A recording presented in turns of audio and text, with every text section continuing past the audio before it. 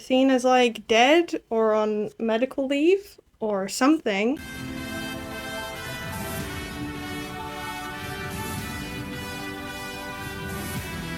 So I am Odysseus's new Olympus-mandated lawyer. My qualifications are I was available.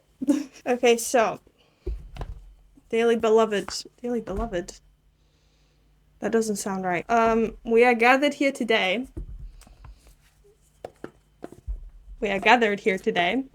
To discuss the crimes of Odysseus, king of Ithaca, and whether he's been accused for a lot of crimes. But what I wanna talk about today is to what extent Odysseus is to blame, or whether he is to blame at all, for the events that have transpired and that we are blaming him for. And the whole theme of Epic the Musical, which is what my analysis is going to be mainly based off of today, I will add some snippets from the actual mythos. I am going to compare it with what I have researched and what I have read from the Odyssey and the Iliad as well. But mainly we're focusing on the musical itself, because a big theme of the musical, the main theme I would argue of the musical, is what makes a man become a monster, or when does the reason become the blame, or whatever I titled this video. When does a ripple become a tidal wave? When does the reason become the blame? When does a man become a monster? I'm going to try to answer the question of, is Odysseus a monster now? Is he completely irredeemable? Has he lost all of his humanity? Or has he just been pushed to its limits? If there's a problem, he'll have the answer. He's a warrior of the night. We're gonna start off with the history of the defendant, or whatever it is lawyers say. I am going to be looking at the songs on my laptop, by the way, so if I'm looking, that's what I'm doing. So the youngest we see Odysseus in the musical, not the first time we meet him in the musical, but the youngest we meet him is in Warrior of the Mind, where we have a flashback to him meeting Athena and Athena choosing him as her student for the Warrior of the Mind. I had a challenge, a test of skill, a magic bar only the best could kill. One day a boy came for the thrill, a boy whose mind rivaled the bars on the wheel. Let's go! So Athena had this magical boar. She's using it as a test to figure out who would be worthy of her tutelage. Is that a real word? That sounds like a real word. And then we've got Odysseus, who's a young, witty, clever boy. Even at this stage, we know that he's very smart because he manages to beat this boar just for the fun of it, just for the thrill of it. But at this stage, his wits are merely just a tool for him to get praise, it's more of a trick to impress people rather than anything useful. He mostly uses it to entertain himself and gain validation from those around him and praise, which, as most gifted kids do. So you've got this boar that Athena created specifically as a test to find the best candidate for her goal. And Odysseus just kills it for the fun of it, right? He's not even thinking about it. He doesn't realize, or at least he doesn't seem to realize from the musical, that this was a whole test. It was just fun day out for him. He manages to beat Athena in a way, since that was her test. He manages to beat Athena's test. So Athena starts watching him, and he even notices her watching him, which is interesting because in the Odyssey and in the musical, I guess. See, they don't say specifically, but in the Odyssey, Athena does turn into birds or owls or ossifrages, whatever an ossifrage is. I still don't know. I forgot to look it up. So I'm assuming Odysseus saw through that, realized that Athena's there, so he figured out, it's kind of outsmarted Athena yet again, which he's getting points on the board, and then he tricks the goddess of wisdom into revealing herself to him. I can see you. How can you see through my spell? I was lying, and you fell for my bluff. So he outsmarts her more than once. He's the perfect candidate. He's the smartest guy she could find, right? And he's a kid, so that means you can mold him into what you want. Don't do that to children, that's bad. But, okay, that was a really bad way to say that. Why did I say it like that? So, it's another part of the test that Odie still doesn't realize he's taking, but he's passing with flying colors, right? So Athena's hey, do you want to be my student? Do you want to be the student of the goddess of wisdom? And Odysseus agrees, right? He's excited. Like I said, he's using his wits as a trick to impress those around him. And he's just impressed, like, the coolest person he could possibly think of. Like, Nah, don't be modest. I know you're a goddess, so let's be honest. You are Athena. Athena. Badass in the arena. Unmatched, witty, and queen of the best strategies we've seen. He's impressed Athena. Like, of course he's gonna go with her. But the thing I want to point out here is he's a kid looking for friends. He's a kid looking to impress those he thinks are cool.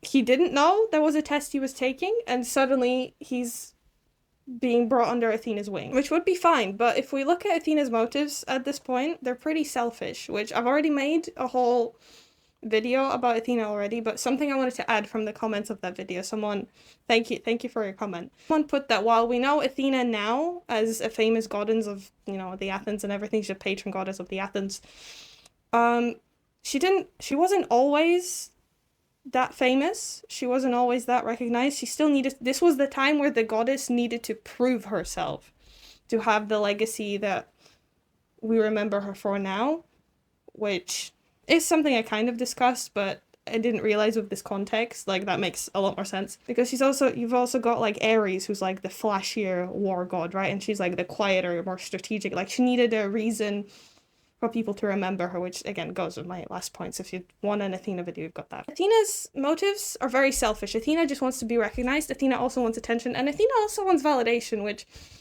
I think another thing the person pointed out, that's very human. That's a very human trait to want validation. They're both doing it for validation, except Odysseus wants to be friends with Athena. He wants validation. He wants to impress those who are cool because he wants to make connections with them. Athena just wants validation from the other gods and to be recognized as a powerful goddess, right? So when Athena agrees to mentor him, what she really is doing is she's molding him into a tool that she can use to be recognized by those around her. I see you changing from how I've designed you. Have you forgotten your purpose? Let me remind you. Which, you know, she spends most of Odysseus' life doing this. And she started when he's seemingly a teenager whose father is also going mad. I don't know what Laertes, Odysseus' dad, has, but he's written to be going mad, and that's why Odysseus takes over the kingdom of Ithaca at a young age. No, she spends most of his life doing this, up until the point in the musical when he's well into adulthood. He spent 10 years alone in just the Trojan War. For her, if this alliance fails, she's immortal. This is just like a tiny annoyance in her life. Time is not really of value for the gods. Whereas for Odysseus, this whole time being trained by her and being led by her, this is his life. Like, this is most of his life, if not a massive chunk of his life. This is important, and Athena doesn't really realize that. She's just using him. This is his life, not just some experiment to see if you can get the pantheon of gods to like you. She's not there because she cares. She's there because she's got something to gain. Already, the support system of Odysseus, not the best. Not the best. Alright, my brothers, listen closely. Tonight we make the Trojans pay. Now I'd like to move on to the first time we meet him in the musical, which is in the song The Horse and the Infant, which is right at the end of the Iliad, which is right before the Odyssey, which honestly is a pretty good place to start. But before we actually discuss the stuff in the musical, I'd like to just talk a little bit about the Trojan War. Also, I want to say before I start, the musical is not always following the canon of the Odyssey and the Iliad. Jorge did say this. When you're adapting it to a musical, you're not going to be able to fit all the details in sometimes. Reading it, it's very complicated. There's a lot of characters. There's a lot of stuff going. It makes sense for him to simplify it. And I will talk about this more, like, why. But I actually really like how he simplified it. The ways he did simplify it don't take away from the story. It actually adds more to the characters. But yeah, we're gonna assume that even though we know that the musical doesn't follow the canon all of the time. If it is not specifically contradicted, we're going to assume that it follows the canon exactly, right? According to the mythos, Odysseus used to be a suitor of Helen of Sparta, right? Helen is written to be the cause of the Trojan War, which I'd argue she's not. I want to make a whole video about Helen, okay? Helen, I thought she was evil. I feel like I owe her the research and the time to explain why she's probably not evil. But anyway, staying on track, we can't. So Odysseus was a suitor of Helen, and you might be like, why would you want to be a suitor of Helen? Helen was considered to be one of the most beautiful women in the world, if not the most beautiful women in the world, and she was also the heir to Sparta. So whoever married her would, by extension of Helen, also be the heir to Sparta. That's why she was beautiful, she was valuable, she would make someone a king. He had a lot of suitors. And the problem was, Helen's father was worried that since there are so many suitors here, since everyone seems to simp for Helen and Helen only, and well, I feel like they were mostly simping for the throne, let's be real, but anyway. Everyone's simping for Helen, everyone wants to be Helen's husband, everyone wants to be king of Sparta. The worrying thing about that is, only one person can marry Helen. Helen can only choose one person to marry her, because that's how society works. Well, this society, anyway. That's how this society works. The worry was, all the other simps could just rise up and try to steal Helen away, because that was apparently a very common practice in Greece, which we'll get to in a minute.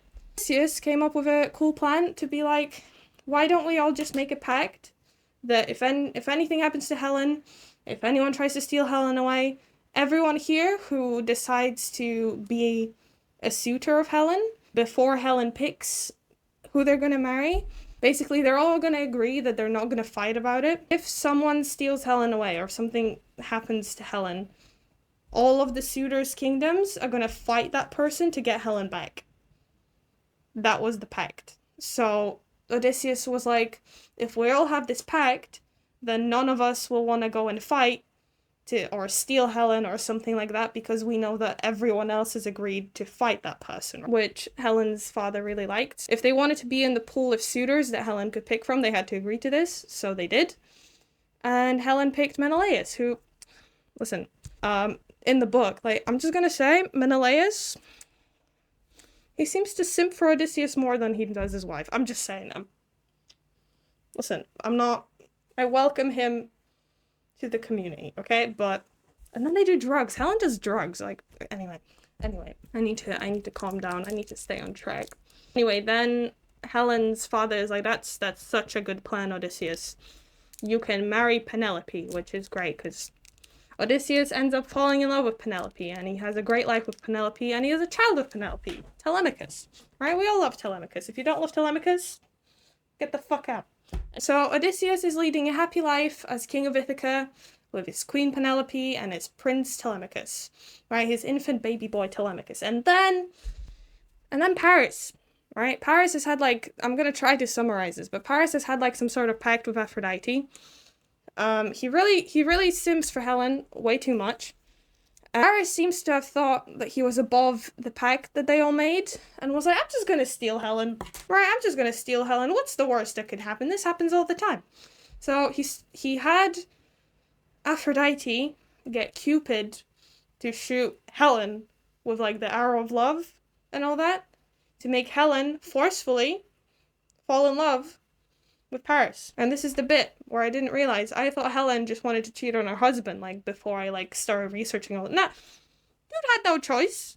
Why are we blaming Helen for everything? Dude didn't want to go. Yeah, then Helen gets abducted by Paris, and then Odysseus actually has to, like, put up his end of the bargain that he suggested to get Penelope. So, yikes. He already has a wife, he already has a kid. Man does not want to leave. He has a good life. So what Odie tries to do is to feign madness, so he didn't have to go to war, right? Like, his father was mad. I don't know if Odie was like, oh yeah, my father's mad, I could be mad too. I don't know if he knew about genetics back then. From my understanding, the way he was trying to feign madness was by, like, plowing a field really inefficiently and, like, with salt or something. I think he used, like, a donkey and an ox. And that's obviously madness, because they obviously have different walking speeds. Like, or something. I don't know. I'm not a farmer. I'm not a psychologist. I need to see a psychologist. I need to see a psychologist after listening to this album. And Palamedes is like, I'm gonna put your child, your baby boy Telemachus, in front of this plow, and if you move it out of the way, that means you're sane. Which, Palamedes, what the fuck, man? Odysseus obviously does that, because we get, like, 3 Telemachus songs. But point is, man never wanted to go to war. Man tried very hard to not go to war, to stay with his son and wife, which I think is very important context. I think it's also like meant to be a commentary as a whole that Odysseus was tricked. Not tricked, I guess it is the consequences of his own actions and his own pact. But Odysseus never wanted to go to war. War is not something people want to go to. He also tricks Achilles to go into war because, okay, fun fact, Achilles was prophesized to be the reason they win the Trojan War, right? If he doesn't go, they lose. That was the prophecy, right? But Achilles also had another prophecy, because there's so many prophecies going everywhere.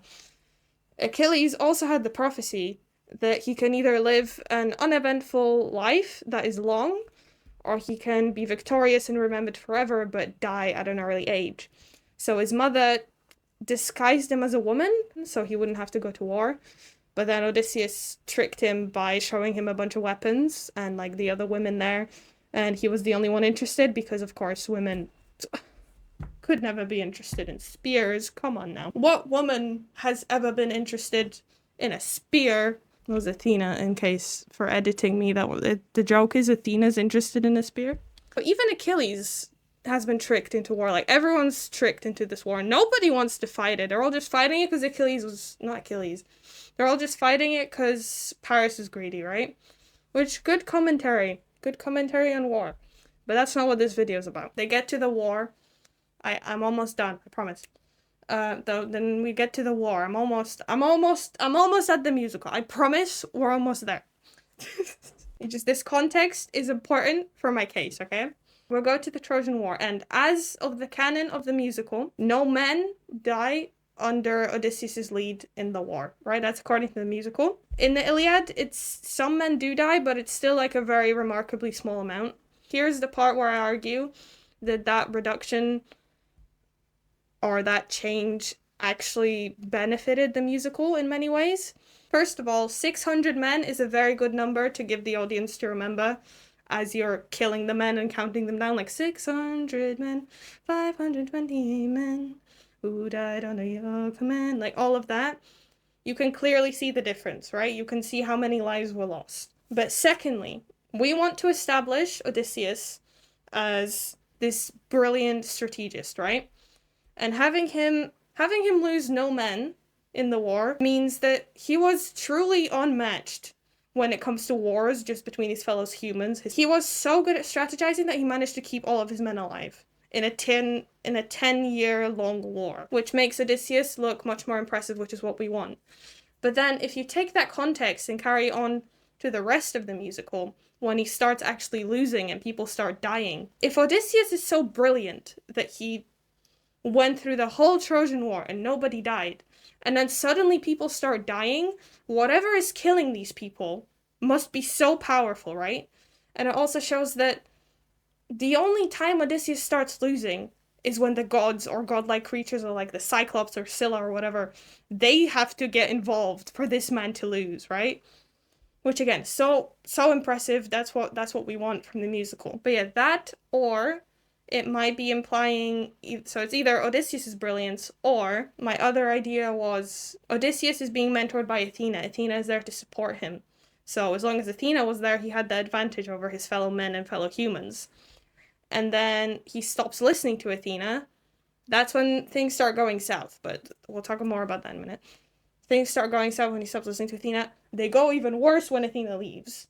So I guess it could also be shown to highlight how much he was relying on Athena's influence, and creates a contrast between Odysseus, neither man nor mythical, with support of Athena, and Odysseus, just a man. Which again, either way, I feel like that's, in just changing one tiny thing and you've got all of these implications, I think that's beautiful. I think that's masterful. Can't be mad at that. From my research, they also seem to be a prophecy Odysseus would have been aware of, that there was going, if he went to the Trojan War, there was going to be something that kept him away for a very long time from Ithaca and his family. So that's also another reason why he would have feigned madness, because he knew that if he did end up going, he wouldn't come back for ages. Like, it couldn't even be something like you could go in and out. In his mind, he probably would have thought that that just meant the war was going to drag on, like when he's in it and he's like, oh, this war's been going on for 10 years, like this must be the thing that the prophecy was talking about. And then it turns out that the prophecy was actually talking about after the war. It's just spread out even more. Like, man's been waiting for so long, knowing that he had to wait, and it's like, I have to wait again. Like, I would go insane as well.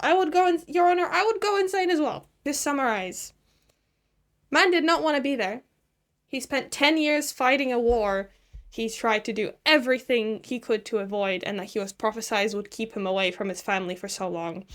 He did so masterfully, all of his men surviving in the canon of the musical. And then finally, okay, I'm going to talk about the musical now. You've waited long enough. I'm talking about the musical. Penelope, what do you try for? Telemachus, what do you wish for? I'm on my way. What do you fight for? Attack! All right, my brothers, listen closely. Pop, pop. We meet Odysseus in the first song, The Horse and the Infant. And the first real thing, other than setting the scene of the war, we hear him say is, think of your wives and your children. Do, do, do, do, do. It's very hard to, like, analyze the lyrics without trying to sing them.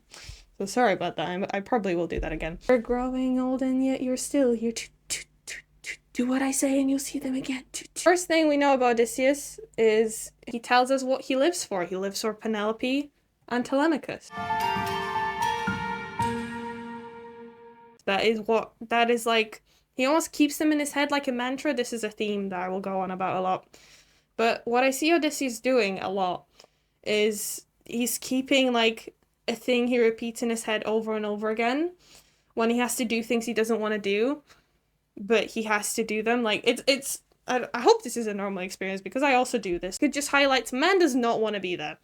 All right, man does not want to be there. Man doesn't care about the war itself. Menelaus is the only one who, like, really benefits from this war being won. And then he's got big boy Zeus coming in. My boy Z, Big Z, don't say that. Right, and then they've won the war, they've done the Trojan horse thing. Zeus comes in and is like, listen, man, you gotta kill this baby. And this is just like, what? So you gotta kill this baby, because this baby, if you don't kill him, he's gonna come and get you. And he's gonna burn down your kingdom, and he's gonna kill your family, and he's gonna kill you, and by the time all of this happens, you'll be way too old to do anything about it, so kill this baby. And Odysseus is like, no, Zeus, I don't want to kill a baby. And he's like, This is the will of the gods. Please don't make me do this. Don't make me do this. The blood on your hands is something you won't lose. All you can choose is whose.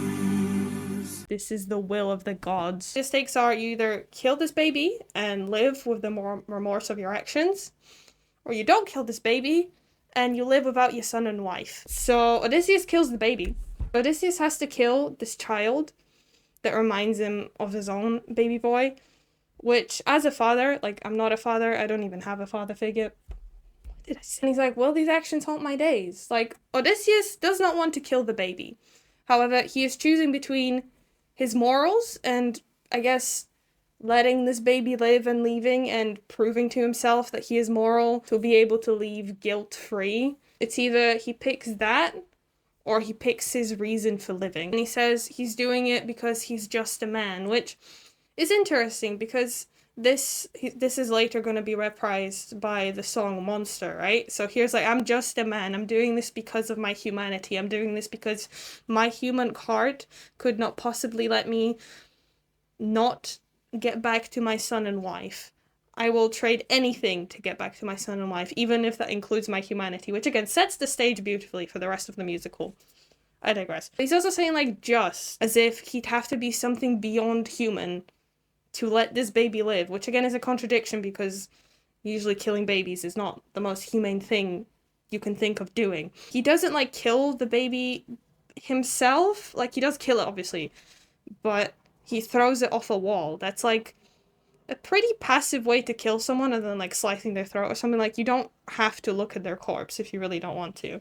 Like, I guess it's also the quickest way to kill the baby as well, because it like breaks its spine or its neck. Sorry, this is very graphic. But he did kill a baby. Like, I do have to talk about it. But then immediately after, we're hit with full speed ahead. 600 men under my command, with only one goal in mind. He's only got one goal in mind. He's only thinking about one thing, which is getting home. So he kills this baby, and then he goes before he can think any more about his actions. He just goes. No time for remorse, no time for guilt, no time to think about the consequences of your actions. It'll all be worth it when you get home. You're almost home. Just keep thinking about home. Go. He's trying really hard to not think about it. He's pushing it to the back of his mind. He has to focus on his men. He has to focus on running the ship, all of that.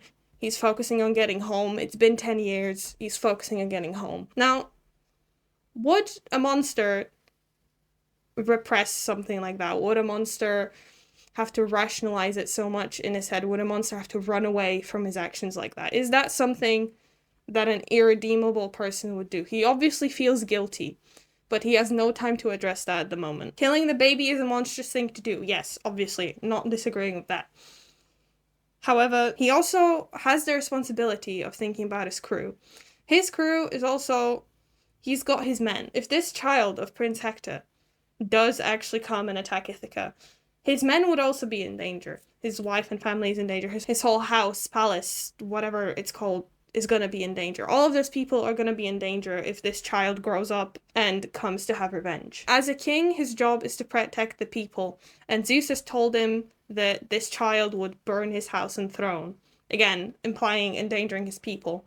And in the Odyssey, another thing, Odysseus cared very much about his people. Like, he was always described as a gentle ruler. He treated people with kindness. He treated people equally, regardless of their status, which, you know, good thing to do. You should be doing that anyway. But, like, for a ruler, great thing to do. That's a great ruler to have. He was beloved by the people. I mean, eventually, by the time we get to, like, Telemachus' arc, like, people have mostly forgotten his kindness and how he ruled, because also all the capable men went to war. The only people that are left are people who don't really remember Odysseus or were too young to remember his rule or to care about his past rule. But anyway, that's a whole thing. Man is betrayed by people everywhere, but I digress. My question is it monstrous to be weighing up these options? And if it is, then why? Is it monstrous because we're thinking about punishing someone before they even had a chance to commit the crime? But, you know, we've got these mythical beings here telling you that it will definitely happen. So, in this society, I feel like that's evidence enough. Would it have been any less monstrous to try to fight the prophecy and endanger all of these other lives, other than this one baby? Or does the monstrosity come from the fact that you're even considering doing anything at all, but doing everything you can to protect this innocent baby life in front of you? And I don't really know. And neither does Odysseus. But he has to live with that. Greet the world with open arms. Welcome. Stay back. It's time for everyone's favorite baby boy, Polites. He has seen how the war and killing the baby and having the stresses of keeping his men alive, how that has affected Odysseus. Polites' philosophy is to greet the world with open arms, to trust those around him, to let the people in the world around him help them, right? And he demonstrates this to Odysseus with the Lotus Eaters. The crew needs food. They found this island with the Lotus Eaters. He asked them for help. And sure, Odysseus figures out these Lotus Eaters are trying to give you the lotus fruits, which are just gonna mess with our heads. We shouldn't do that, Polites. Point proven. You should kill everyone on sight. But then Polites asks the Lotus Eaters again, do you have any other food? And they point them to an island, which will be filled with sheep, which we'll get to that in a minute. Seemingly, to Odysseus and Polites in this moment, asking the Lotus Eaters for help was beneficial. Trusting the Lotus Eaters for help led them to food. And I feel like in this moment, Odysseus does let loose a little bit. He kind of does, some hope comes back to him a little bit. Some trust in the world comes back to him, right? And that's when we get Athena's song, Warrior of the Mind, starting with, have you forgotten the lessons I taught you?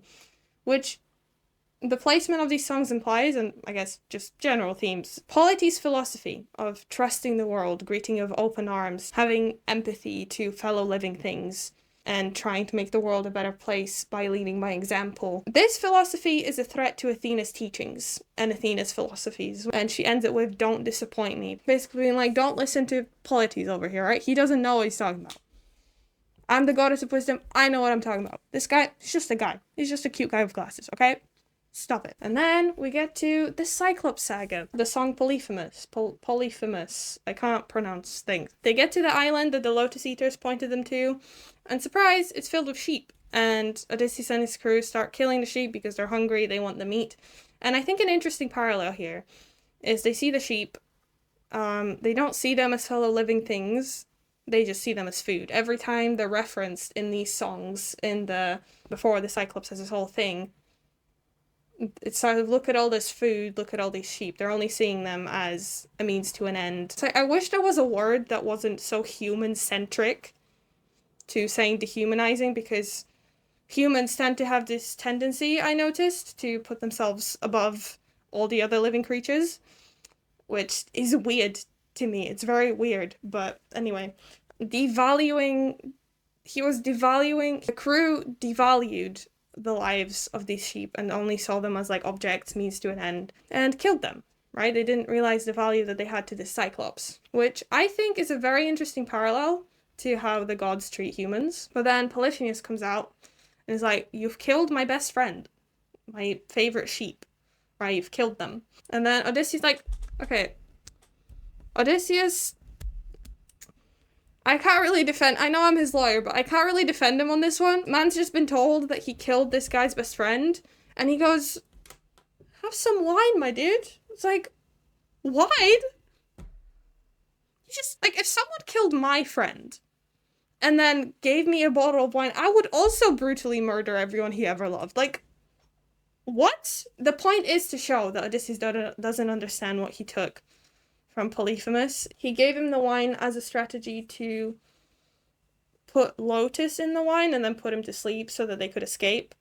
Yeah, Odysseus did not realize his mistake.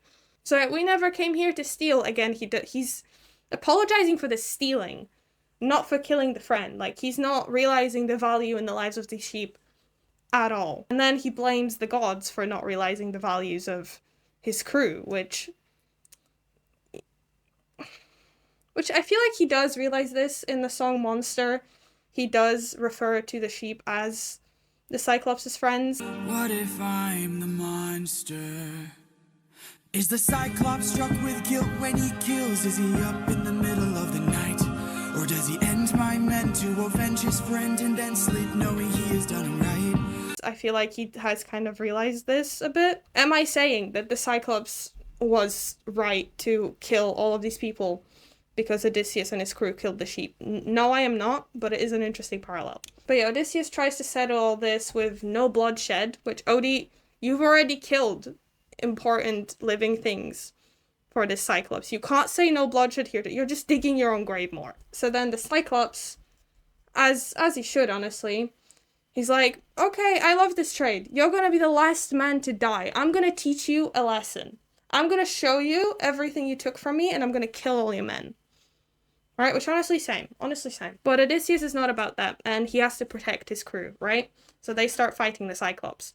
And then he starts singing, it's just one life to take, and when we kill him, then our journey's over. Like, 600 lives at stakes, it's just one life to take. Which, again, this is like another example. Maybe it's just a symptom of the lyricism and, like, just lyric writing that he has to repeat some stuff because you've got, like, the refrain and all of that.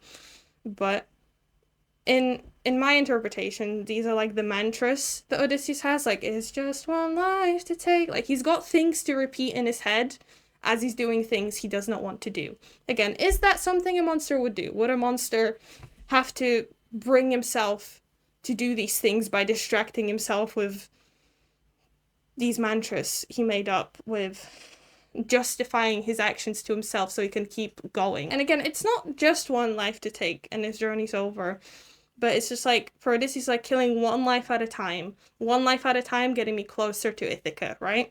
But he's already killed people at Troy, and he's killed this baby, but he's putting that out of his mind right now. It's like, it's just one life to take, and then I can go home. And then our journey's over, which, implies he kills the Cyclops, they get to go home, which technically would have been true.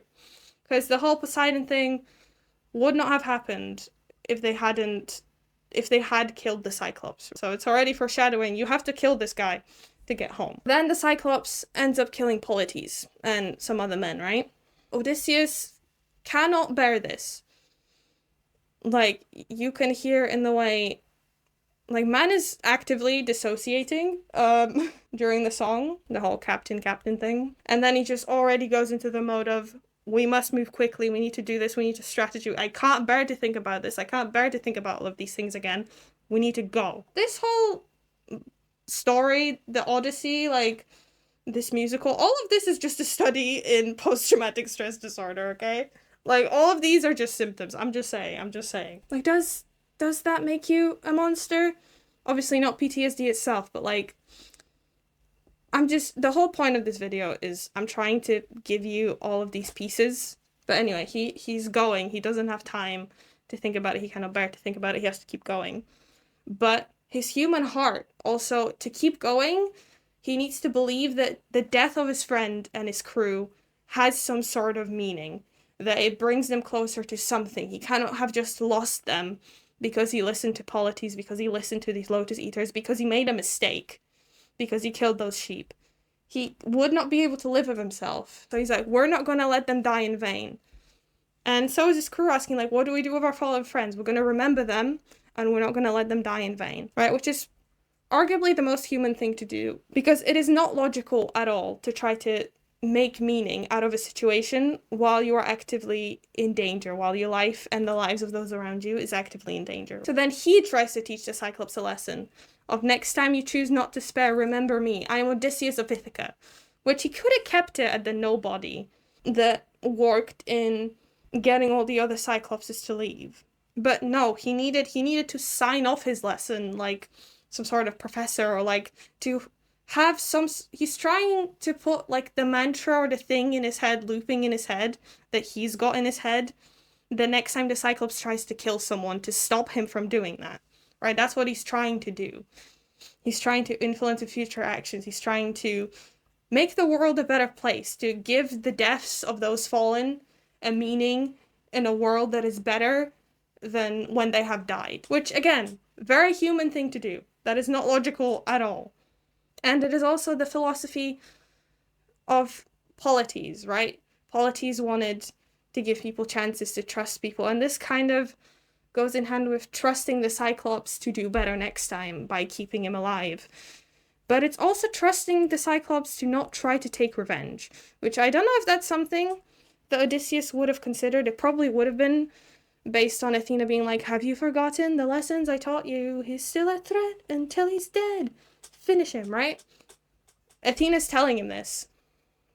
And Odysseus chooses to trust the Cyclops that he won't try to take revenge, that he will do better next time, that he is going to help him make the world a better place. Okay, you could argue that all of this was started by Odysseus dehumanizing the sheep, but actually, if you look at it, this whole thing started because he trusted the Lotus Eaters to lead them to this island. So it was him trusting people that started this.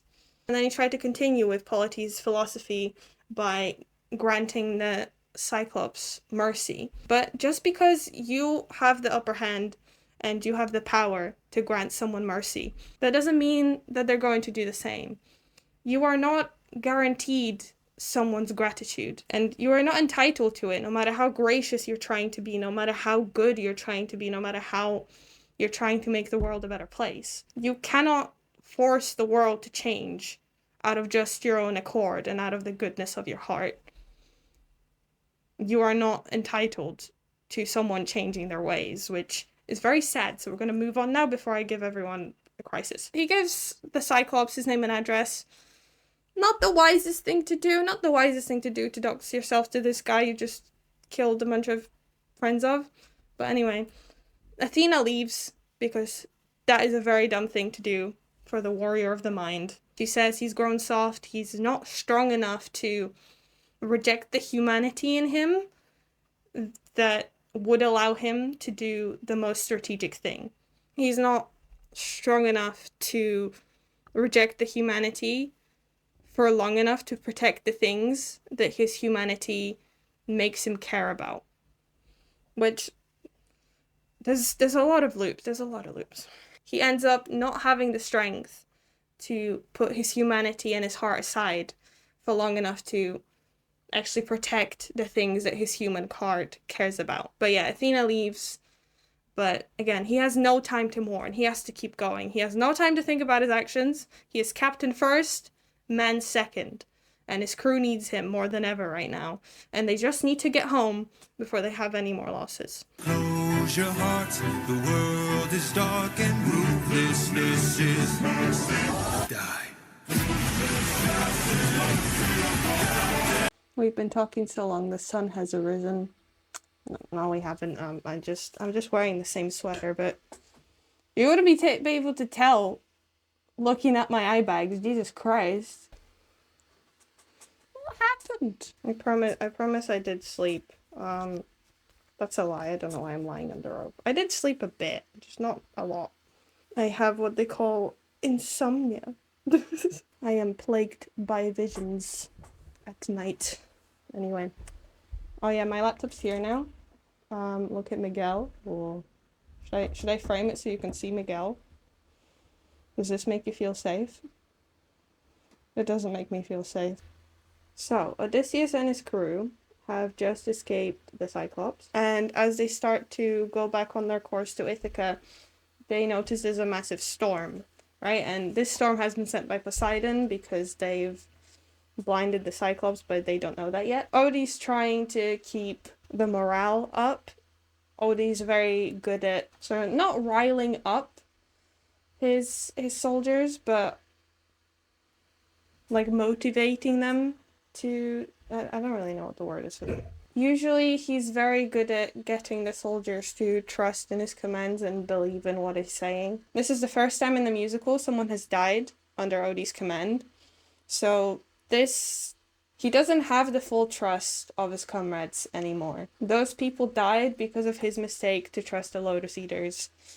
And then he didn't even kill the Cyclops to punish him, right? Because he's trying to make the world a better place. But, you know. You've got Eurylochus starting to argue and question Odysseus' choices. Because it makes sense. Like, okay, I will probably get mad. I don't know. I do get quite mad at Eurylochus sometimes because he really is just messing everything up for Odysseus, right?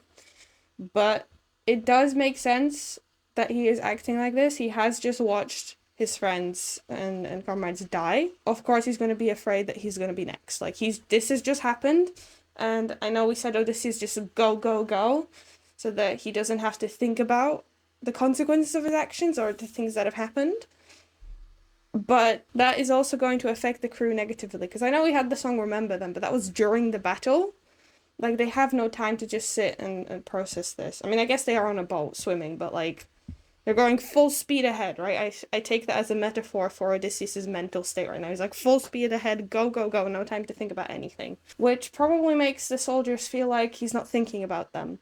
Which in a way he's not, but, like, he kind of is, kind of isn't. He is trying to get them home, he's just not really thinking about the feelings. And then they find the island of the sky, the home of Aeolus. I always get that name wrong. And then we've got the song Luck Runs Out, where Eurylochus is basically like, listen, man, I don't really trust that you're gonna get us out of here alive. You're relying on wit and people die on it, right? You're trying to do cool tricks to impress everyone, which is cool until people start dying, right? It's a cool party trick until Polites dead. There's a line where he's like, don't forget how dangerous the gods are. I think Eurylochus is like, you're so confidently jumping to all of these things and so confidently just messing and tricking all of these people, which has worked out in the past, but if it doesn't, you're just jumping in head first into them destroying us. But also another thing, to counter Eurylochus' point, I think Odysseus does realize how dangerous they are. I think he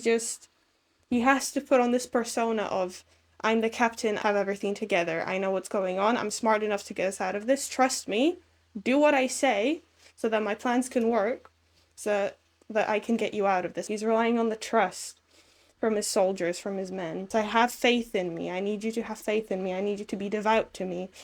Which, again, kind of like draws the parallel of like Odysseus, neither man nor god, like he's acting like neither man or god. Which makes sense if you've been influenced by Athena your whole life, like you're not... I feel like you'd be less connected to other humans if you spend like most of your life with a god. But yeah, then Odysseus tells Eurylochus that he still believes in goodness, he still believes they could be kind. He's still carrying on Polites' philosophy, even though Polites is dead, which also narratively that's telling us that if you have Polites' philosophy, you're gonna end up dead. So that's kind of foreshadowing in itself. He still wants to carry that meaning of his comrades' deaths. He still wants to believe the world can be good. He still wants to have the worldview of his friend, even his... He wants to carry that worldview for Polites. And in himself, he was also, like, as I said, he was described as a gentle ruler. He was a kind king. He does genuinely want to be good. And he's trying to transform this horrible thing of losing his comrades into something beneficial for them and for the world. Something that can make the world a better place for them. But Eurylochus is not taking any of that optimism shit. And Odysseus is like, shut up, Eurylochus. Shut up. I'm the captain. Okay, there is more to it than that. Like I said, he's relying on his soldiers trusting him. If his soldiers don't trust him, he knows everything's going to fall apart, which, again, foreshadowing. Yeah, Eurylochus agrees to keep his mouth shut, but also not the best. Like, he did hear him out, but also I don't feel like this was the best way to handle this situation. Because now you've got, Eurylochus is upset with you. He's your second in command. He's a very influential person. He's not happy with you. You haven't really quelled his worries. You've just left him. So that's gonna fester. Like you're saying, I can't have you planting seeds of doubt, but you haven't really taken care of it. Like, Eurylochus already has the seeds of doubt. So then Odysseus goes to talk to Aeolus. I hope I pronounced that right. He goes to talk to Aeolus, and he's like, hey, you're the wind god. Could you get rid of this storm for us? And Aeolus is like, yeah, I'll get the storm to you. Would you like a bag with that? And he goes, yeah, sure, that would be great. She's like, just don't open the bag and everything will be fine. He's like, that's too easy. That's a bit simple. What Aeolus has done is she just decided, I'm going to entertain myself with these people. And she sends her winions, which is like her minions, her wind minions, as Odysseus brings the bag to his crew and is like, guys, we can get home as long as we don't open this. And they're like, what's in the bag? And the winions go, it's treasure. And Odysseus is keeping it all to himself. Which, okay, I know that this is meant to be like the opportunity for the soldiers to show us that they don't trust Odysseus enough to keep this bag closed. But also, like, let man have the treasure. Like, he's taking you home. Even if there was treasure in that, just let him have it, man. You're almost home. Like, why are you doing this? I would have just left it. I would have just been like, even if there was treasure in there, even if Odysseus was a stinky, stinky liar, I would have been like, fine. You know what? This man's getting me home. That's fine. Odysseus doesn't trust them either. Right? He stays awake for 9 days, looking at this bag, making sure no one opens it. You know, it is quite subtle, but in my view, it's also like, if he's staying awake for so long,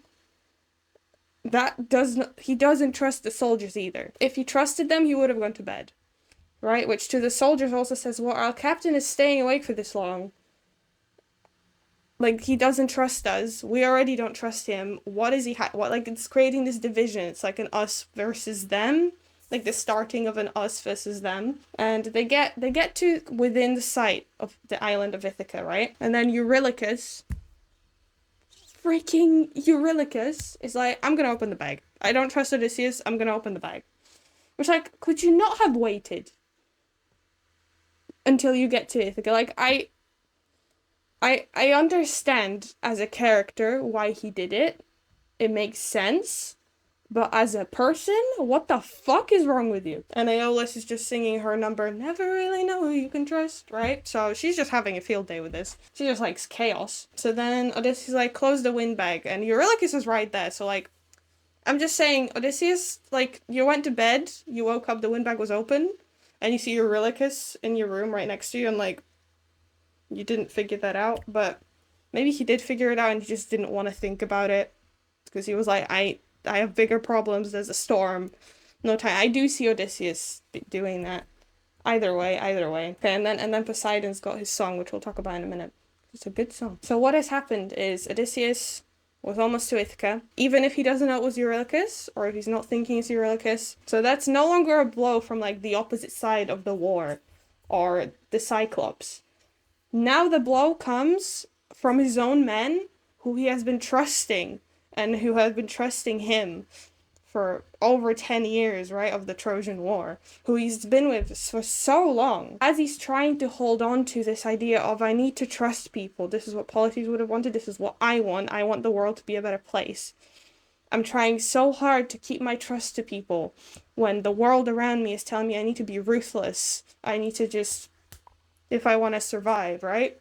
But I'm trying so hard, and like I guess he's failing a little bit because he didn't go to bed. But then like for his men to be the ones to break that trust, it's just like, you know, the fact that he didn't snap at this point, I think obviously what he's gonna do later is, you know, murdering all your friends is a bit questionable no matter the circumstance. However, I'd like to point out he could have snapped here, Your Honor.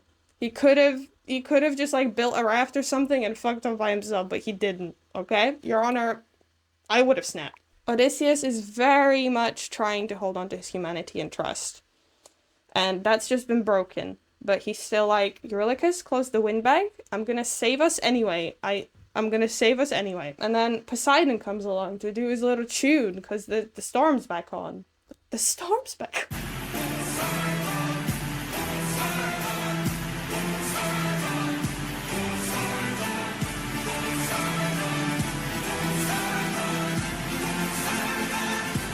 Poseidon. And then Poseidon's like, you guys, I've been so nice to you. I've kept the water so nice until you killed my baby boy Cyclops. Yeah, that boy, that was my son. So now I have to murder you. And he's like, but before I go, I need to teach you about my life philosophy, which is ruthlessness is mercy upon ourselves, because plot. The line between naivety and hopefulness is almost invisible, so close your heart.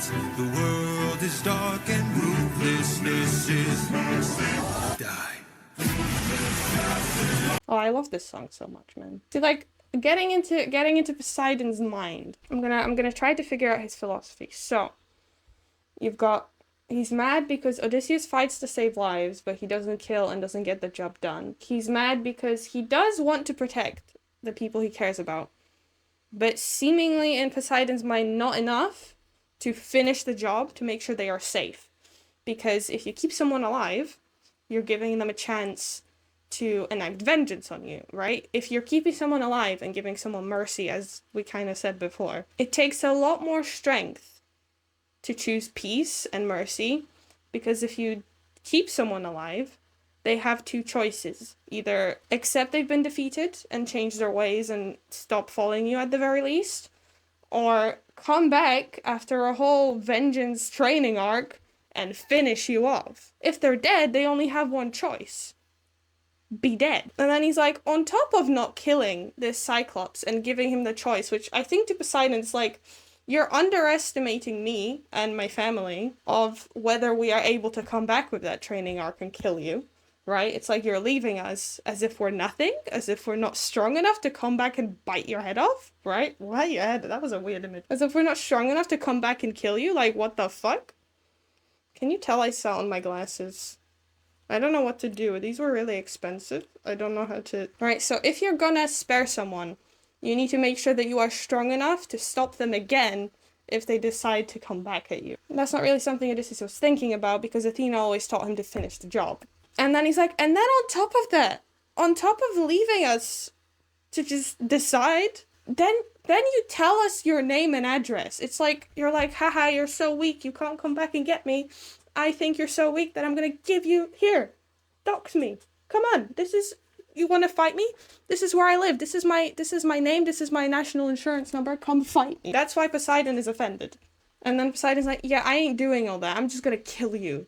Like, I'm not giving you the chance to mess anything up. But Odysseus is like, Poseidon, please, we didn't mean to do this. We weren't, like, doing it for fun. We just wanted to escape. So he's basically begging Poseidon for the mercy he says he doesn't have. And then Poseidon is like, nah, because that would take emotional energy from me that I don't want to give you. Like, if I spare you, I'll have to think about the fact that you could come back or mess something up again. I don't... Ruthlessness is mercy upon us. Like, I ain't got time for that. Self-care king. Murder all your enemies, you know? Why am I doing that? And then he kills so many people. There's only 43 of them left. There was 600, remember? Like, okay, when I first listened to this song, I just burst out laughing. Like, Odysseus just opens the bag and says, all I gotta do is open this bag. And it's like, what? And like... I was like, Jorge, you just ruined all the tension I had. I was scared of this guy, and he's just farting in him. What? I forgot how to talk, right? I went to bed and I forgot how to talk. So then Odysseus has to live with that, but he still doesn't have the time to process that. He will in a minute. So did our boy become a monster in this saga? I don't think so. Even through the wind bag, he's still holding on to his core values. However, with the last song, with Poseidon's song, the seed has kind of been planted. The philosophy that Athena has been placing upon him since his training is reinforced with Poseidon's philosophy. Once again, while he's trying to hold on to Polites one, while Polites' philosophy ended up killing him. So the seed has been planted. His men have betrayed him. I feel like he's very much like on the brink of snapping, which he is. Looking at the sagas, he is. But he's choosing still to hold on to his morals and to the love for his men. All I did was reveal their true form. You turn them into pigs. I don't know who you are nor why you're here. And then he goes to Circe, which the Circe saga is very interesting. I love the Circe saga. But not just because Hermes is in it. Hello? I heard my name, darling. Eurylochus is trying to confess, but Odysseus has no time for that. Odysseus has... I either read this as Odysseus is too distraught by losing Ithaca. All he can bring himself to do is to keep being the captain that he needs to be. He's too focused on trying to get back on track. The second interpretation is Odie suspects it was Eurylochus, because I would if man was in my bedroom, right? But Odie suspects it's Eurylochus, but he knows he does not have it in him to deal with that right now. This is not something to be dealt with right now. Right now the priority is getting home and keeping everyone safe. So he's like, Eurylochus, go scout this island or something. That, or he just wants to cry and be left alone enough to cry. Or maybe all of them. Right, but then Eurylochus goes to Circe's like palace place. Yeah, palace. Circe turns everyone other than Eurylochus into pigs, because Circe has her own lore surrounding men, which I won't get into too much. Yeah, actually, this is very PG Circe saga. I don't know if this is the video to get into everything that happened to Circe and that Circe did to Odysseus. Well, actually, to be fair, it is a video about Odysseus. I should probably talk about it. Okay, well, we'll talk about the musical version first, and then I'll add the canon version. So Eurylochus is like, I know they got turned into men, and I know we only had 43 men, but we've lost so many people. Let's just cut our losses and run away, because we're losing more and more people every time we try to confront someone. We gotta just go, okay? Alright, so this is like, no, we gotta save them. We gotta save them. I'm still the captain. This is still my responsibility.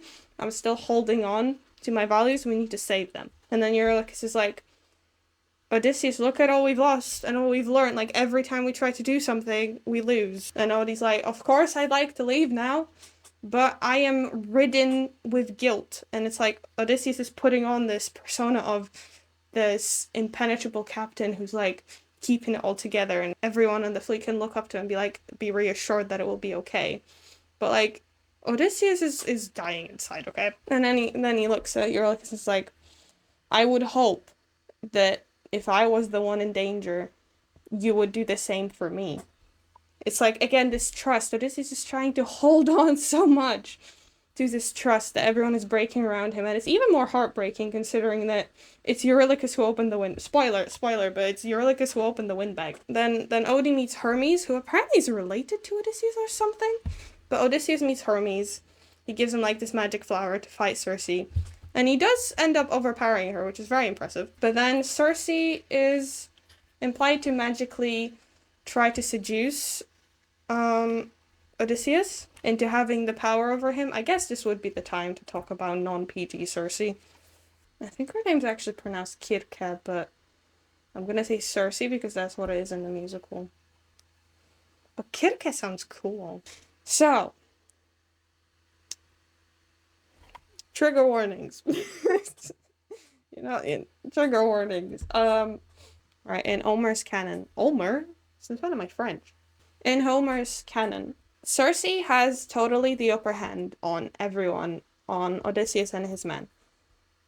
She used the upper hand to turn Odysseus' men into pigs. Odysseus knows that he is under threat for her to do the same thing at any time. And Odysseus knows this because Hermes warned him about this. So while Odysseus is looking like he's going to attack her, right, because Hermes also warned him that for them to be safe from Circe's spells, he has to get her to swear an oath to the gods that she is not going to attack him any further. He basically has to force her this oath. Like, that is the only way he is able to be safe from her, because he has no way of overpowering her. So he needs... Let's get the Iliad. Let's see book 10.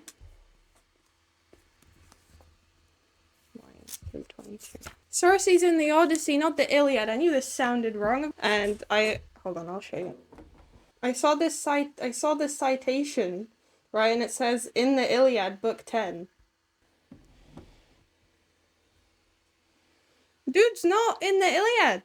It's in the book 10 of the Odyssey. Like, come on, man, you're writing a whole ass article and you got the book wrong? Okay, I don't want to be too mean, but it's like, this is why you check your sources. Just check your sources, including mine, alright? Correct me if I'm wrong on anything. So, Circe just meets him, right? This is chapter 10, starting at like line around 320. Odysseus has his sword out at her. He's trying to fight her, but he knows that she's got the upper hand here. And then she goes, "Now sheathe your sword and come to bed with me.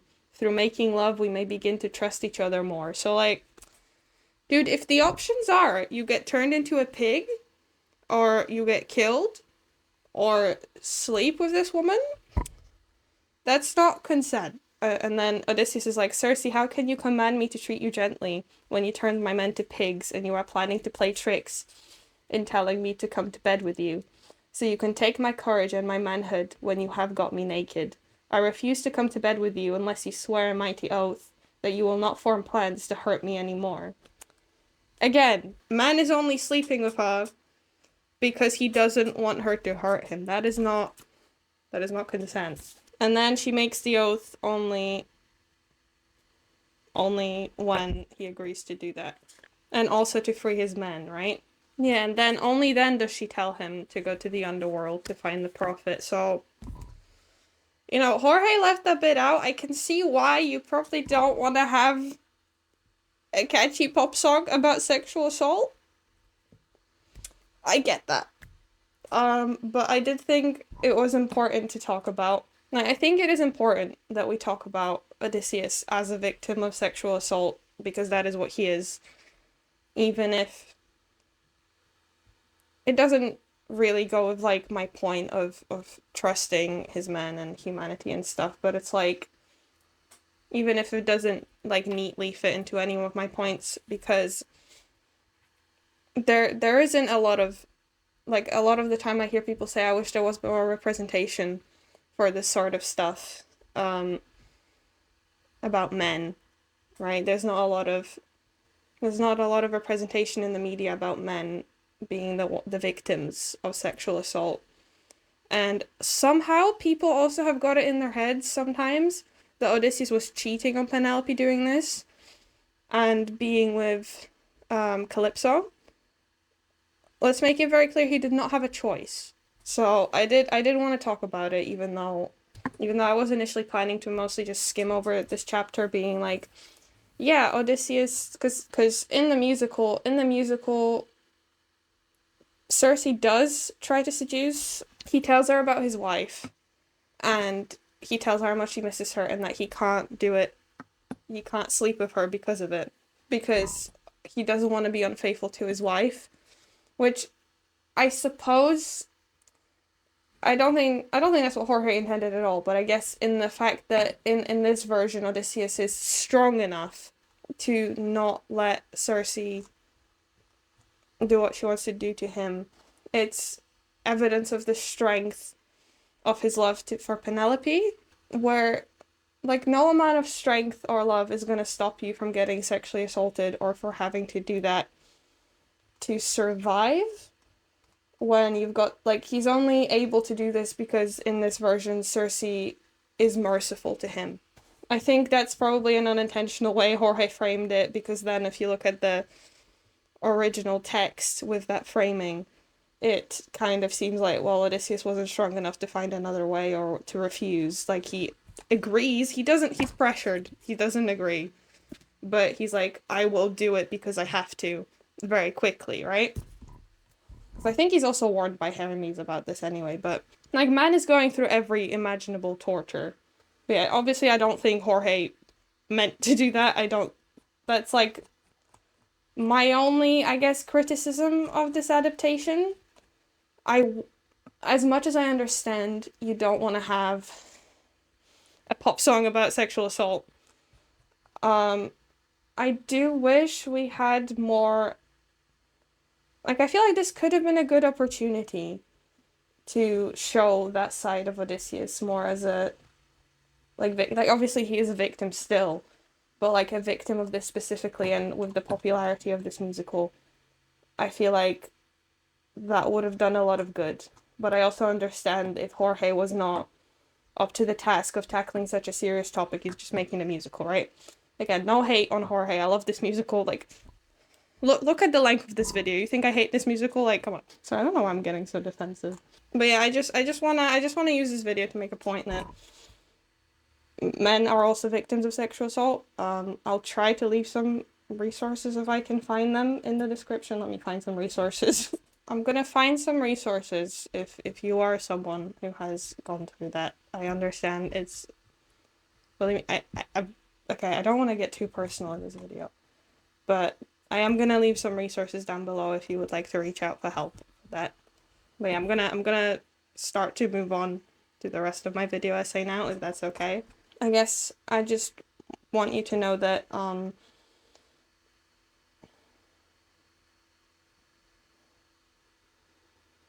even if it wasn't so like explicit as you outright saying no and then saying that they're ignoring you saying no and doing it anyway, even if it was more subtle than that, even if you did things that you didn't want to do because you were scared of what would happen if you didn't, that's not consent, and you are still valid.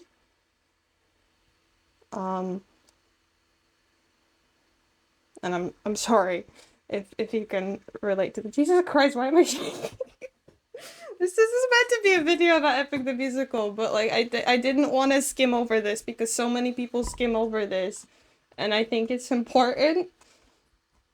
But I didn't prepare myself emotionally for this. But anyway, yeah, you're not alone. And I am very sorry, and you deserve help, and you deserve someone who treats you better. But anyway, Jesus, we're gonna talk about how Circe is portrayed in the actual musical now. So, trigger warnings over. In the musical, this is the first time Odysseus is rewarded for his humanity, right? For his love for his wife, for him not wanting to, not being tempted by Circe. Even though, as we said, if Circe really wanted to, she could have. But Odysseus insisting on wanting to not do this because of his wife, changes something in Circe, and she says, Back at home, my wife awaits for me. She's my everything, my Penelope. And she's all my power. But it's been 12 long years, oh, 12 have seen my wife, and now the god of tides is out to end my life. So I beg you, Circe, grant us mercy and let us puppets leave.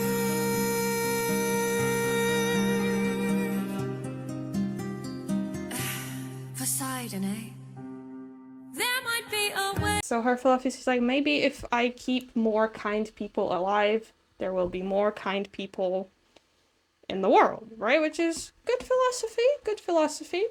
I still feel like maybe we shouldn't be killing everyone else, but... So she rewards him by telling him to go to the Underworld to talk to the prophet. Then I'll become the monster. I will deal the blow, and I'll become the monster like none they've ever known. Then we get to the Underworld Saga, which is the saga where Odysseus actually has to process his feelings. Like, I know people have been asking for the therapy saga.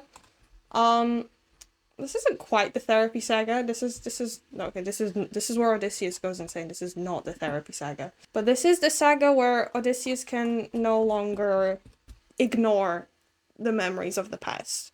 Before, like, you can see glimpses of it before as well, but I think this is the saga that makes it very clear that Odysseus has obviously been traumatized by the events that happens, and the way he's written very much resembles someone who has PTSD, which makes sense. He's, you know, it's the classical PTSD of coming from war. I must say, I do really appreciate... This video is getting so personal for absolutely no reason. Like, I came here being like, I'm gonna just talk about Odysseus. But the more I talk about it, the more I realize that probably the reason I care about Odysseus so much is because I relate to him, which is not a good thing to say, because man is like... I guess that's why he's important to me, because... I quite like the way he's written, because, like, it's not so in your face, which also it's not bad if a presentation is in your face. Like, I prefer that. Like, okay, we're gonna bring Steven Universe into this, but a lot of people hate on Steven Universe Future because it's got a character with PTSD, and people say, oh, it's too on the nose, people with PTSD don't act like that, but it's like, it's metaphors, it's a representation of it. I really liked it. I related to quite a lot of it, and I really appreciate that they had it like in your face explaining clearly what it is, because I feel like I would have figured things out a lot faster if I saw that on TV when I was younger. But anyway, this is very subtle. This feels like an actual person. Like, this is very subtle in his character. Like, it's just the way he acts. But yeah, he goes with his men to the Underworld. And he can't just keep going full speed ahead. He kind of does try to go full speed. It's like full speed ahead until we find the prophet, right? We keep doing this. And then he's confronted with all the people who died. He's confronted by the ghosts of his soldiers, blaming him for not killing the Cyclops. Because, again, as we mentioned before, him not killing the Cyclops is also the reason. Him not killing the Cyclops, as well as him trusting the Lotus Eaters, are the reasons that he didn't get home. I've just realized we've had so many serious discussions and Miguel's just been on the screen the whole time, like... I forgot about him. Right, then he also sees Polites, who was killed by his humane ideology of greeting the world with open arms. He also greeted death with open arms. And that's also telling Odysseus right in the face that he's seeing dead Polites, and that's telling him, this philosophy doesn't keep you alive. You're not going to survive if you keep hanging on to this philosophy. And then he sees a new piece of information. I guess, okay, because seeing his dead soldiers, blaming him for not killing the Cyclops, that's kind of like, he's got the past, his current philosophy, greeting the world with open arms, trying to trust people. That's his current philosophy, given to him by Polites. And then he sees his mother, new piece of information. His mother's dead, which reminds him that time is running out, and he starts thinking about this kind of represents the future. It's been over a decade. His wife and kid do not have forever. Neither does he. He's too late to see his mother.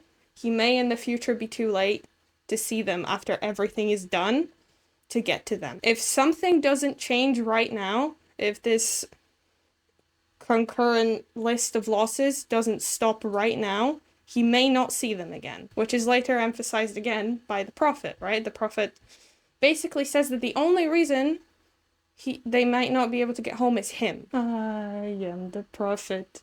with the answers you seek.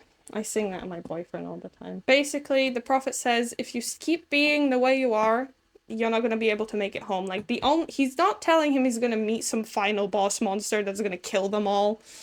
He's saying, the way you are, your character, is the reason you're not able to make it home. You're not going to be able to make it home unless you change, which basically is saying, this is all your fault, which gets re-emphasized in the song Monster, which is one of my favorite songs. Oh my god. As a reprise to Just a Man, beautiful. He realizes he has to change. He has to abandon Polity's philosophy. If he wants to survive, if he wants to get home, if he wants to bring his men home, he has to not have this ideology anymore. Athena telling him, have you forgotten the lessons I taught you? Never really know who you can trust. It's rhyming, so it's true.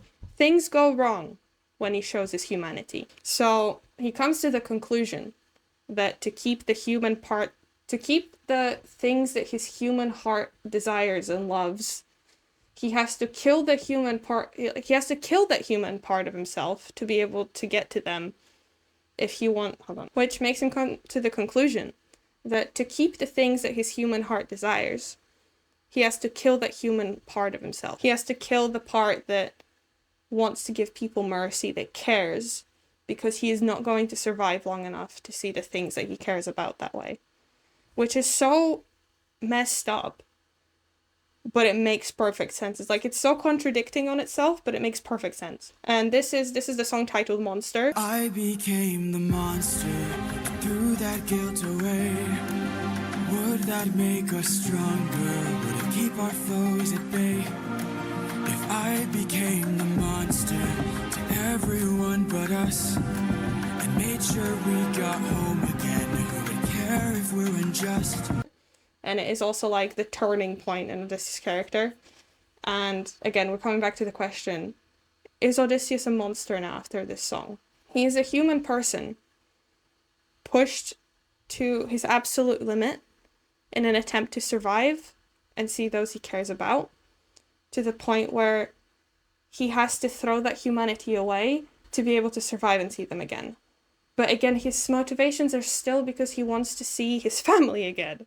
Like, all of this is because he wants to see his family again. Like, is he a bad person for that? I don't think so. If he keeps being the way he is, people are going to keep dying.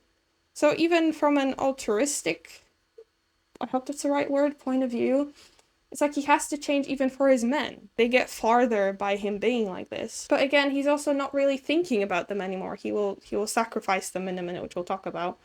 He brutally murders the sirens, right? He sacrifices these men to Scylla.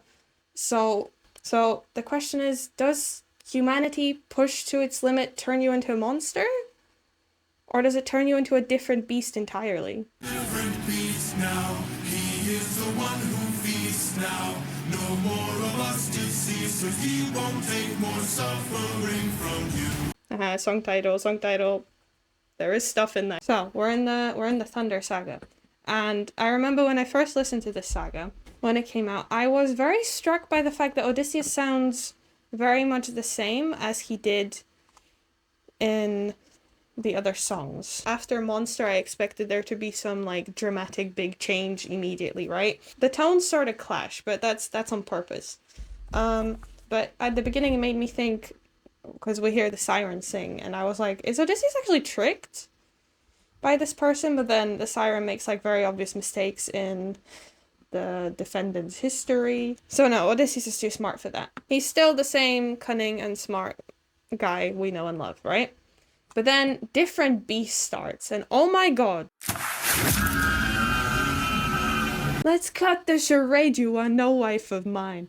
Do do do do do do. Been trying to take my life this whole time. Like, I was scared of this man when I heard this.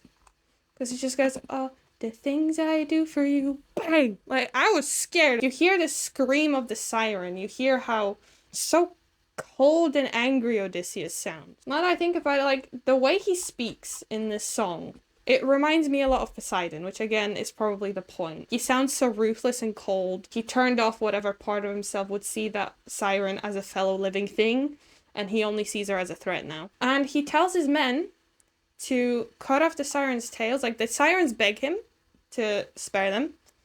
The sirens beg him for mercy. And he kills them in one of the most brutal ways I could probably think of. They're like, spare us. And his response is why. Which, Your Honor, it's hard to defend this man. Your Honor, it's becoming harder and harder to defend this man, but also that's the point. Like, this is technically the most efficient way to kill them, but it is also the most brutal and painful way, because if he cuts off their tails, they can't come up for air, which means they'll suffocate, and obviously bleed out as well, probably. But the sirens probably have, like, enough lung capacity so they could keep some air for, like, ages, so it's gonna be a long and painful death.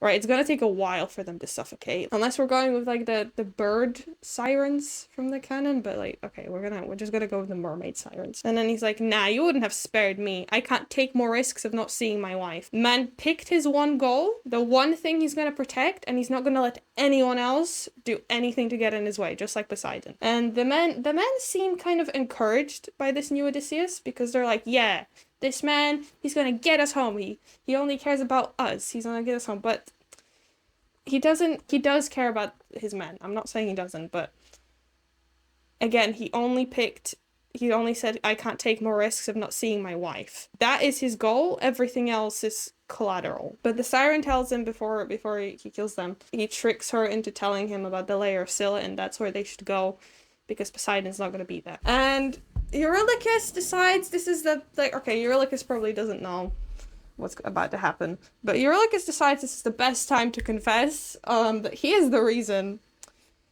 they're not in Ithaca right now, which, my dude, you really picked, like, the worst time. Then I feel like that cements Odysseus' decision to sacrifice his men, because it's like, my closest comrade was the one to betray me. I can't trust anyone. If I can't trust this guy, I can't trust any of them. Like, it would have been one thing if it was some random, like, low-level guy or someone he hasn't even spoken to that much. No, it was his closest guy. Like, he can't trust anyone. So what is the point? Right? So he's just like, you know what? Pick up those torches. Some of you are gonna get eaten. That's a sacrifice. Some of you may die, but that's a sacrifice I'm willing to make. Right, and also this song, oh my god, this song is also one of my favorites. Scylla's voice is just, I have no words. Just I listen to this song on repeat, like on the bus while I'm going to work. Which actually, okay, that is a funny image of me just sitting there at work, like, just sitting on the bus, just like listening to the song, like I'm just having the best time. And then Odysseus is more compared to Scylla, who's a mythical monster, than a human, because Odysseus has adapted that way of being because the monsters get to live another day. But then Eurylochus sees this and is like, what? You miss your wife so bad you trade the lives of your own crew. Don't make me fight you, brother. You know you'd have done the same. If you want all the power, you must carry all the blame. So he starts a mutiny because he didn't care enough about his men to try to find another way to save them. In a way, because of his distrust for his men, he triggers them to betray him, which is very, very interesting. They seemingly stab him or do something to make him unconscious. Eurylochus takes charge. They swim to the nearest island they can find. It's the island of the god of the sun. It's got cows on it. It's a reference to luck runs out. Eurylochus, I think, knows that if he does this, there's a very high chance they're going to die. But Eurylochus has kind of given up on everything at this point. So he's just like, I just want to end this pain. I either end it by having food in me right now, or I end it by having some god kill us right now. Whereas Odysseus is still desperately clinging to Ithaca and Penelope. And it's like, and then Eurylochus kills the cow. So this is the second time the closest soldier of Odysseus ruins everything. Right, ruins his way home. Like, they've gone through the layer of Scylla. They are like at the same stage, kind of. I think they're farther away. But they're like at a similar stage in the journey as they were with the windbag. And Eurylochus fucks it up again. And then we've got Zeus, who just wants to make the whole moment his theme song.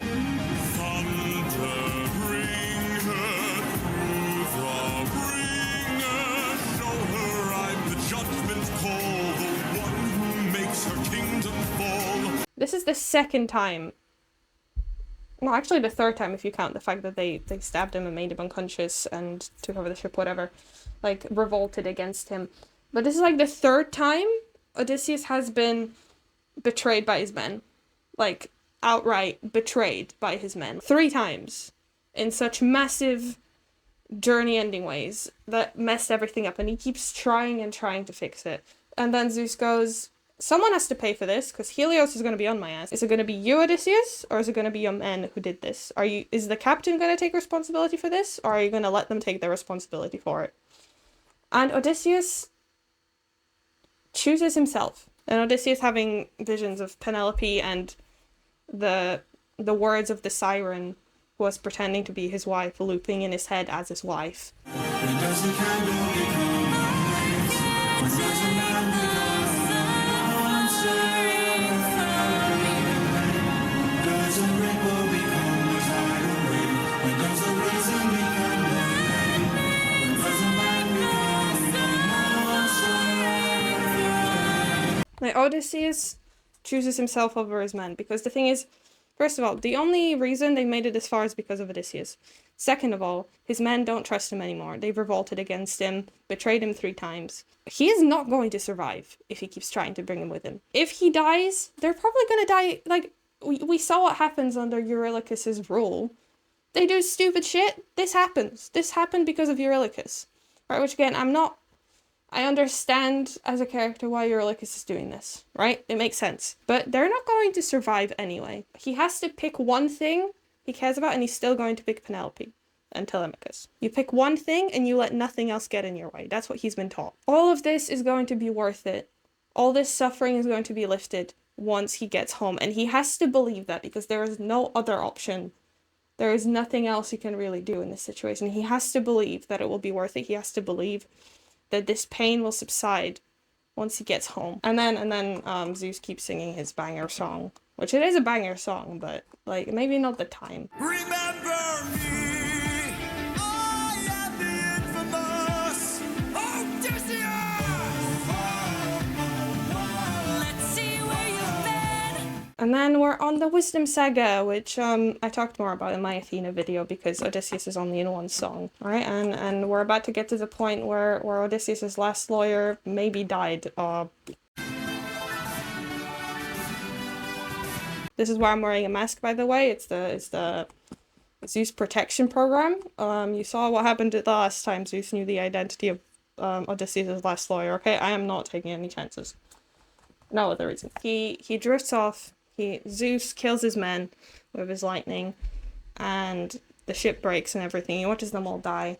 And then the ocean takes him to Calypso's island. With Calypso, we have a similar situation we had with Circe. She is a goddess. She has the upper hand in everything.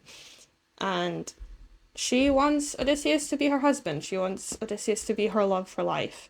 But Odysseus clearly says, no, I have a wife. No, I'll kill you. He's like, if I could, I would kill you right now, but I can't. This is not consent, as we have discussed. But she does not care. He has to stay there with her for 7 years. And he has to be with her in that way. She asks him to sleep with him. She tells him to sleep with her. I feel like this song more so accurately portrays it without like actually stepping into like the lines of... I feel like this song handled it better. We do not see Calypso as good in this situation in any way, whereas Circe was framed as good. She just purely objectifies him, to be honest. Not so much in the way of like she just describes his pecs or something, but in the way that she sees him more as an object, an accessory to her life, something she wants, rather than a person. Which, not good grounds for consent. But yeah, so he has to live with her and be with her in that way. And while I disagree entirely with people who say he is cheating on Penelope here, he probably thinks he is. He's probably in so much pain because he has to be with Calypso in this way after being in this way with Circe, when all he wants to do is see his wife. He's a broken man at this point, as we have said. And he has nothing else to do but try his best to fight off Calypso's advances to not much avail, and bear the memories and burdens of his past. Which, this is also like, he's there for 7 years, and he's got nothing to do but those 2 things. He's got really not much else to do but think. and stew in those memories. And then it begins to be all drawn out, which we have like the cliff scene, or what I assume is a cliff scene, where he decides that, well, not decides, but he feels that the only way for him to escape all this pain is for him to no longer be here anymore, which I think, I don't know, this song is also like quite important to me because in a way it's like, I don't know, I feel like it's as good as a representation of like that sort of episode or that sort of flashback as you could make it in a song. So I do appreciate that. But it is a little bit funny that, like, he's like, just let me close my eyes, and then Calypso's is like, it will be fine, dear. I know that the point is she doesn't realize the severity of the situation, or doesn't really care, but man's been through so much that the only way he thinks he can escape all of this, like, he has, the alternative is just staying with Calypso, and he doesn't see a way out with Calypso.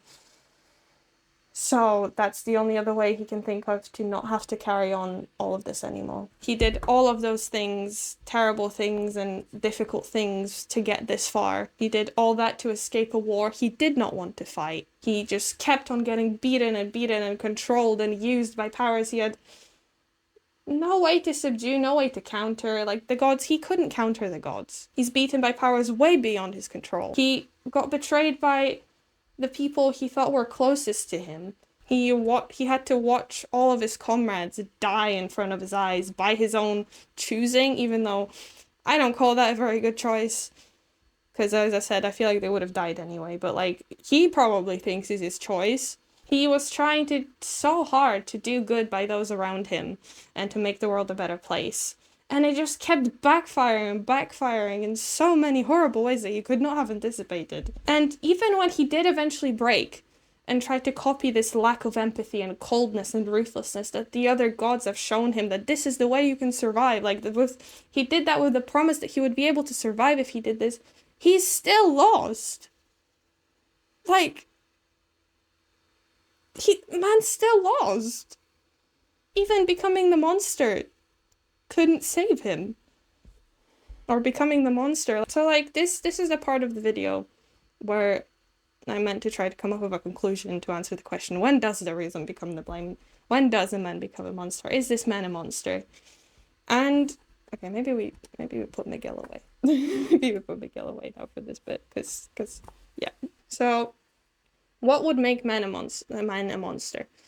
Let's just summarize what we've talked about with Odysseus. Odysseus' two main motives were survival and seeing the ones he loved. It was also protecting his crew and getting his crew home and getting his people home until they became a threat to him coming home, and threat to themselves, honestly, of getting home, because if he couldn't get home, neither could they. All of his choices, when looking at them, were always, even if they were brutal, they were always done in good faith to most efficiently get home. And before the whole revolt thing, to get his men home up until he sacrificed his men. But again, that did kind of seem like the most efficient thing to do in his cold, calculated, ruthless brain at the time. It was like, it's a small sacrifice, it will all be worth it, which I don't think is right, but I understand where he's coming from. But all of his choices were in good faith in trying to get him home, firstly in the least harmful way, hurting the least amount of people. And then when he believed there was no way for him to not harm anyone anymore, like, that was not possible anymore, it was the most likely way to get him home. It's like, just to get him home at all, right? That became his new goal, because the other thing he's been fighting for did not seem to be possible anymore. He has done monstrous things. I am not denying that. But I do not think that makes him now a monster. He has done terrible things, but I don't think he is terrible in himself. He's done those things in good faith. I think he believes he is one, and I believe he's trying to be one because he believes that is what will get him home. And I think it does kill him on the inside, but he adopts these attitudes of a monster out of necessity, not out of wanting to or the will to, not out of nature. And in this part of the video where I was trying to figure out, like, my conclusion for all of this, I started to think about, I guess, just life in general and just day-to-day life in general. But then I guess I started thinking, what would have made him a monster then if not this? And I think I came to the conclusion that I think a monster would be someone who has the power to decide who lives or dies. But even when there is no threat to themselves, that person still chooses to use their power for their own gain, trading the lives or the resources that could save the lives of those people who could not get those resources themselves for something like the sake of their own comforts or their own superficial greediness for riches, right? And I started thinking about that, and I realized that while I'm analyzing this man from a poem from 3,000 years ago, trying to decide whether he is a monster or not, I realized that every single day I hear about and I am affected by so many people who are alive right now that I would consider monsters by that definition, which is terrifying. People who have no families that they are trying to protect or see again, or comrades that they are trying to bring home, who have the responsibility of leading so many people, but do not take their responsibility to protect them, hurting so many people to protect nobody but their own riches and their own bigoted values, while on top of that trying to convince the world that those lives they're not taking care of, that they're sacrificing, that they're outright killing, are just not lives worth protecting anyway, so that it's okay that they're doing this. In fact, we should encourage them doing this. And that somehow they have the right to decide what happens to them. And I feel quite powerless to try to stop the world from being bad, as I said. As I said in my analysis of the Odyssey in this video, we've been taught that, like, we've been shown from the Odyssey, we cannot just change the world out of our own accord. We cannot just change these monsters and make them better just because we want to, just because we're merciful to them. My last video on Epic the Musical got 1,200 views, right? Which, not to brag, right? But I'm somewhat of a big deal joker, right? I very much that is a lot of people, right? I was like, oh my god, that is a lot of people who saw my video and were like, I'll click on this. This might be worth listening to, right? Whether they watched the video or not, it's a whole other thing. But it's like enough for them to click on it, right? And I'm trying to think, like, even if I could like send a message to even like 1% of those people, that's still like 12 people. That's still, if in real life I could influence like 12 people to do something, that's a lot of people. So I want to leave like in like the comments or something, like in a pinned comment or something, if you have the resources to spare. Like, we probably can't fight the monsters head on, but we can put our resources into helping those affected by them. And if you have the resources to spare, I would really urge you to try to donate to these causes if you can, to try to help these people. Because even if like the 1% of people, even if like 12 people donate something, that could be the difference between a person's life or death. And I'm not trying to be like, oh, this whole video could save someone's life. Like, no, I'm just rambling about Epic the Musical. But it's like, at the same time, like, it could. And I would really appreciate it if you have the resources to spare to do that. If you don't, I understand if you don't, okay? I understand if you don't. But if you can't help directly, at the very least, with this whole video, I've been analyzing the character of a character, but like, you could use the same skills with people, obviously. I guess the only thing I'm asking is analyze people like this, not obviously maybe to the extent of like trying to figure out all their traumas or anything, but ask yourself, why are people saying what they are saying to you?